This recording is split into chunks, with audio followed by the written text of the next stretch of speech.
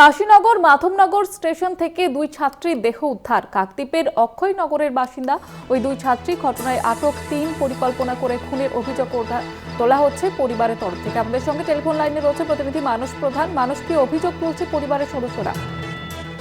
দেখো জয়িতা, তোমাকে প্রথমে বলে রাখি, গতকাল রাতে দুই ছাত্রীর দেহ উদ্ধার হয় কাকদ্বীপ কাশীনগর স্টেশন ও মাধবনগর স্টেশনের মিডিল থেকে।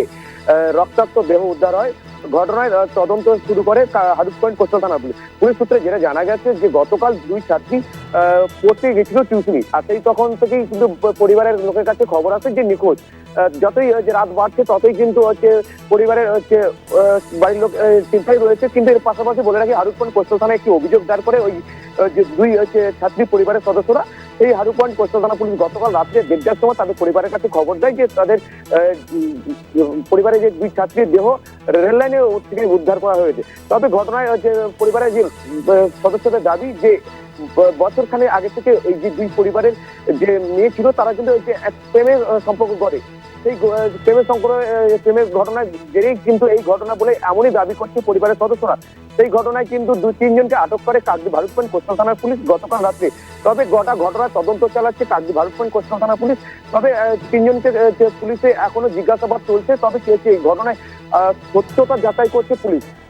এ বিষয়ে এখনো কিন্তু পরিবারের সঙ্গে যেটা কথা বলা জানা গেছে যে এই যে সুমিতা দাস রয়েছে, কিন্তু সাগরের যে বাড়ি কিন্তু মামা বাড়িতে অক্ষয়নগরের যে বাসিন্দাতে, কিন্তু সেই মামা বাড়ির ছোটবেলা থেকে থাকার পরেই কিন্তু উচ্চ মাধ্যমিকে এবছর তারা পরীক্ষা দেওয়ার জন্য প্রস্তুতি নিয়েছিল। আর সেই পরীক্ষা দিতে গিয়েই পরীক্ষা শেষ হয়ে কিন্তু ছাত্রী যখন কাকদ্বীপে একটি টিউশনের মাস্টার কাছে পড়তে আসে, কিন্তু মাস্টার এই যে দাবি করছে যে তার কাছে পড়তেই আসেনি এই দুই ছাত্রী।